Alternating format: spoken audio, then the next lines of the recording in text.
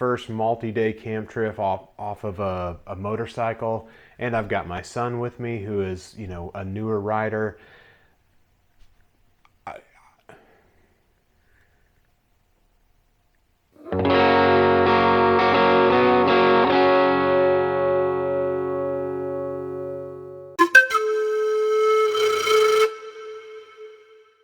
All right, welcome to the Midlife Cycles YouTube channel. This is our intro video to Adventure Palooza 2024. We want to video document the whole thing, have a good time, and hopefully get some great video of it to share with you guys. This is their 9th year doing Adventure Palooza, and I really couldn't find a whole lot of video online about it. I've done like one overnight trip. We've done plenty of day rides and camping, but not necessarily off the bike. So what is Adventure Palooza? Let's talk about it. It's in Missouri, and it has 4 different distinct routes that all terminate in Mexico, Missouri, at one of their family farms. I'm not sure, I can't remember the name of the farm.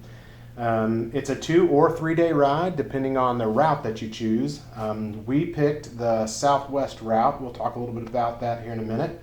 Varying difficult levels from mostly dirt road and forest road to some extreme enduro sections, I guess is what we understand.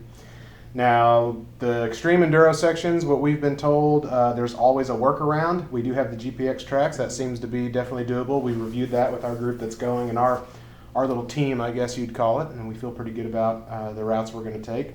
And they kind of say anything, you know, if you're riding a big bike, to take the workarounds. And I asked them what that, you know, they felt that meant, and they said, you know, Touareg 660, Tenere 700, you know, unless you're an advanced rider, you know, they might consider kind of going around with those bigger bikes. Mm-hmm. So, you know, that's understandable. We're newer, you know, and this is certainly, I think one of the biggest challenges for us is just going to be riding 3 days straight, camping and all that. So I think that's going to be challenge enough for us. Definitely. So we'll probably take the more easy routes, the workarounds of the extreme stuff.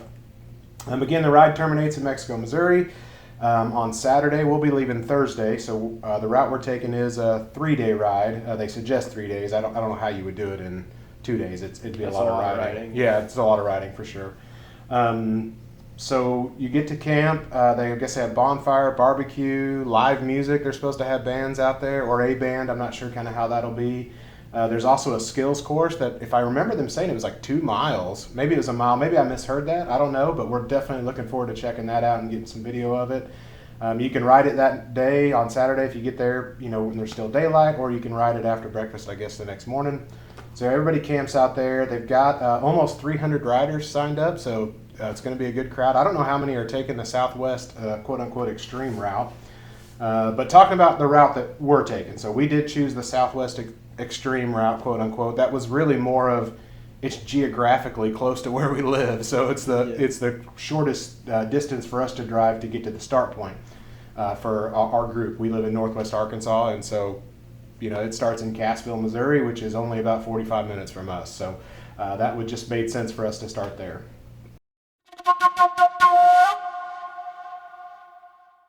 All right, so for the bikes we're taking, we've got the KLX300 and the TW200. I'll walk you through a little bit about the bikes, things we've done to them, how we have them packed out. We'll start with the TW200. It's a 2024 model. We picked it up this year. Got right at 700 miles on it, 750. Not a lot of mods that we've done to this bike, and I'd mentioned in another video that's going to drop that we plan on keeping the bike fairly stock. All we've done is some Amazon lights. These are really good. I've been happy. I think they were $30.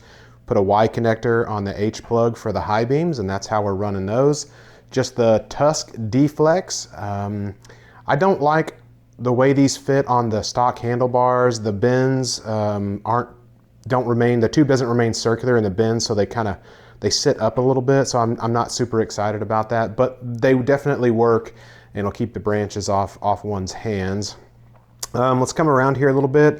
The only thing I did put on the bike, and I put this on both bikes, you'll see, is this is actually a little cell phone power adapter. It's got an on-off switch straight to the battery.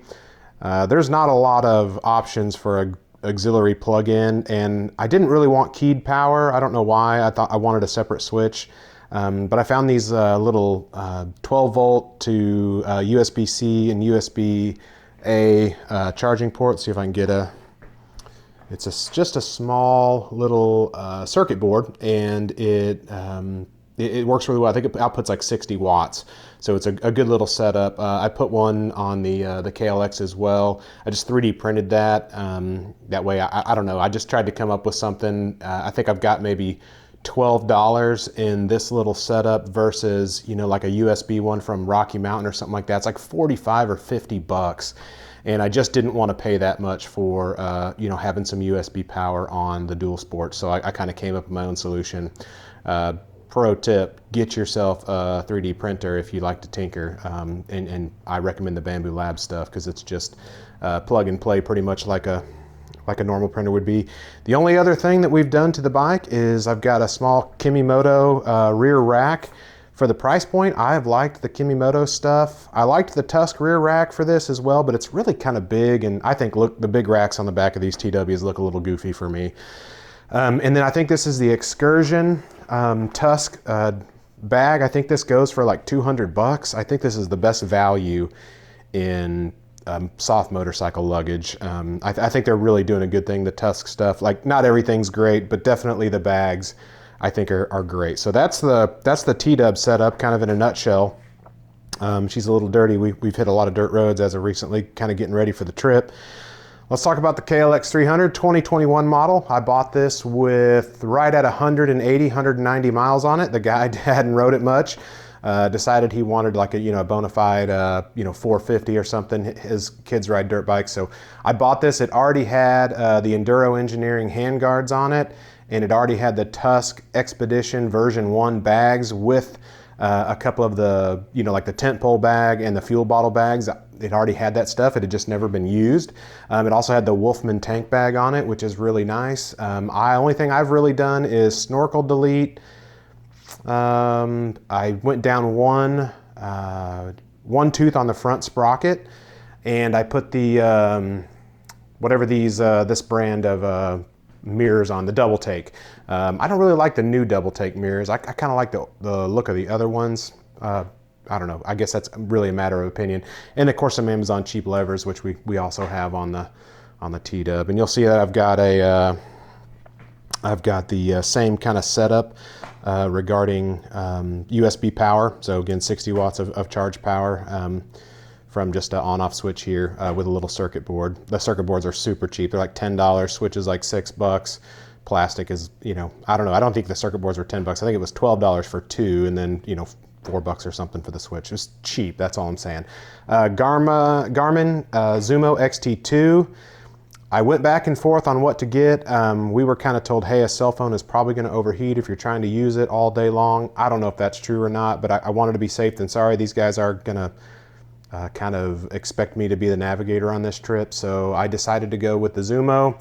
They said they like the Montana stuff, even though that's not really a road GPS. I kind of took a gamble and went with this. I think as long as you set your settings up correctly, and maybe I'll do another video on that, to not convert GPX tracks to routes, you want to keep it as a track. It'll work just like you want it to work. It'll guide you on the trails and that stuff. It's not going to give you turn by turn on trails, but it will certainly not like try to reroute you to roads. So long as you have your settings set right, it tends to work well. So just right out of Basecamp, you can dump the GPX files. They don't talk. Basecamp and this do not talk, but you can plan a route in Basecamp, shoot the files over to the Tread app, and then download from the Tread app here. And as long as you have, you don't convert to route and you have it set to not automatically convert to route, the files seem to pull in okay. That took me a little while to get figured out, and I was honestly a little bit frustrated.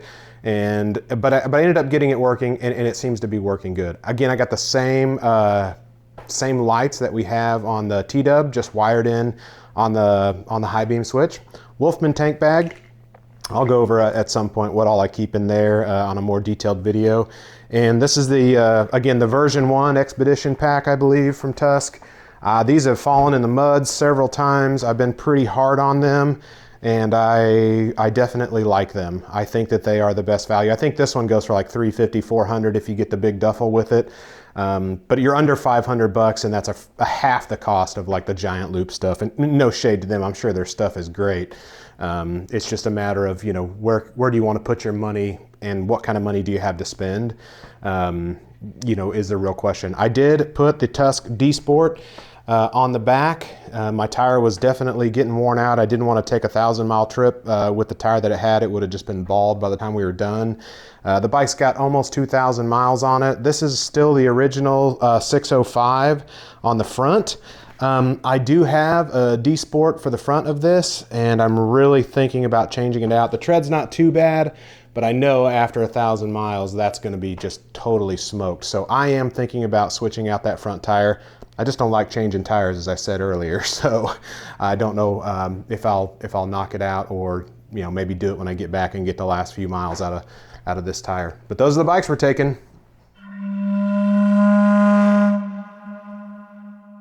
All right, let's do a quick gear rundown. I'm not going to give a lot of specifics about each item that we're taking or why we're taking it. I'm going to try to move through it pretty quick because there's a lot of stuff. I'll probably do a separate gear video where I break down maybe why I chose the things that I chose, and, you know, the good and bad about each of those. As you know, some of it's newer that we haven't used, some of it I've used quite a bit. So extra fuel. We're definitely bringing another 3 liters of fuel in addition to what's in the tanks in our bikes. They don't have a lot of range. Dual Sport's kind of famous for that. I love having a little aluminum folding table. This is the iClimb table. I love it. Folding camp chair. You can't always find a good place to sit. MSR Elixir 2 tent with the gear shed. It's probably not big enough for 2 people and gear. It's okay to sleep 2 people, but you'll need an extra place to put your gear if you rock this tent. Sleep accommodations are just a basic sleep pad and pillow and mummy bag from Walmart. Nothing special, nothing super expensive. Obviously, always have a first aid kit on you, some bleed stop, tourniquet's best if you can bring one with you, and have something to wrap a sprain. That helps out. Air pump to blow up your sleeping accommodations, much better than putting your breath and moisture into your sleeping stuff, obviously. Simple mess kit. One thing I do like to have, and I got this off, you know, Amazon or something, is a little titanium grill grate. If we happen upon a grocery store and can get some steaks, that's better than eating out at a restaurant any day of the week, and twice on Sunday maybe. Basic mess kit, nothing special here. Enough to cook some ramen noodles, mashed potatoes, any of your freeze-dried meals, heat up some water, instant coffee in the morning. Nothing special as far as the kit goes, just enough for 2 people. Bring, you know, some hygiene items, obviously toothbrush, toothpaste. The Dude shower wipes are larger and we like them. I bring an extra pair of glasses with me. I've been on some longer trips, lost or broken my glasses in the outdoors. It's no fun. You especially wouldn't want to be riding a motorcycle off-road without specs on, if you can't see as badly as I can't see. Electronics wise, obviously we're filming, so I'm bringing more gear and batteries than what, you know, your common person would bring if they're not trying to film the whole thing. I've got a Nest Out kind of ecosystem as far as that goes. I've got a solar panel, not essential kit. We can leave this behind if we have to. I've got the Nest Out power banks. We've each got one. These have been really, really good. I've used it a lot since I got it, with the little light that screws on and off of it. I've also got the panel light for you can use for filming and stuff. Obviously, a little charge bank for my GoPro style camera, the action camera batteries, duct tape, obviously, and electrical tape. An extra tube. You can do a 21 will fit an 18. So do that. We are taking a T-dub, so we do have a rear T-dub tube because it's kind of big, fat. Your other tubes won't work for it. But the others were, you know, a 21 will go on an 18 if you have to in a pinch. Obviously, we have a patch kit as well. Cordage, always have some sort of cordage on you. Toilet paper, gotta have it. Enough said. Tire pump, I'm sure all the knockoff ones are decent. This is the Fantic X9, the newer one. I kind of saw it on Dork in the Road. A couple other channels were plugging it as well. I'm sure they were paid to. That's fine, I have no problem with that. We are going to try to bring some Milwaukee power banks for battery charging. 4 full days. I feel like we might need it. Not crazy essential, as we saw the bikes have power so we can charge the power banks, thus charging our other batteries. But I would like to have extra power for the trip. I've just got this MSR vest here that's got all my kind of on-me essentials: pocket knife, small tool, obviously a camelback. My tool kit actually straps to the back of this. It's a little on the heavy side, but it's close up to you, so it's not too bad. I've got some selfie stick in here for filming. I've got batteries, SD cards in here, so that's all kind of right on my person. Also some lashing straps and some zip ties on this. And I also, I'll just be honest with you, every time we go to the woods, we keep bear spray on us, always. This is not a bear spray free zone. We always take that with to the woods with us. What else do we got? I think that's the most of it. Again, I'll do another video that we try to kind of go through why we selected the items that we did, whether it be just like we're trying to hit a price point and save money, or why did I spring for a better tent, or you know, specific gear. I'll go through all that on another video that we kind of do like a multi-day moto camping trip. This is my first multi-day, as I said earlier, and so is this enough? Is it too much? Did we use it all? Did we not use it all? That's the kind of the things we'll tackle when we get back, and maybe we'll go through all the how well the gear did, how well it didn't do, how poorly it did maybe. Let's see if we can get 90% of this. Oh, one thing I didn't mention, always headlamps. One thing you want to have is plenty of light for nighttime, and hands-free light is good. That way you can work with both your hands while you're trying to see. In my toolkit also, zip ties. Have a lot of zip ties with you, and have a hatchet or a folding saw. I think a folding saw is going to be a winner. I haven't used this yet. This is the Agawa folding saw. I've got a hatchet that I've used for a long time. Good, nice hatchet, but hatchet's a lot of work. I think a folding saw is going to be the ticket. We'll find out on this trip, but this is what I'm going to go with. All right, let's get it on the bike.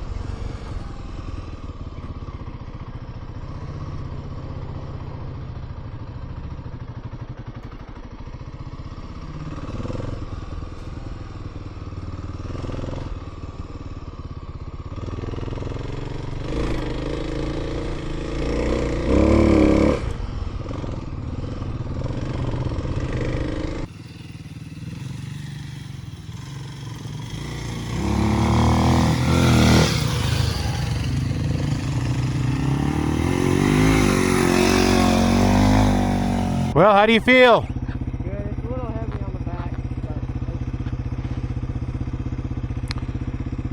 We definitely may have room to remove some stuff out of the back down if we need to. I think I'll do that. Yeah. I'm feeling really good. Maybe food in there and your like sleeping bag in there. Maybe we could pull, because food's probably going to be lighter than like dense clothing, so maybe we'll put your clothing in that, and we'll move the food up to your backpack and bring some weight off of it. Like that? All right, cool. Oh, mine did too. Yeah, for sure. Breaking the law.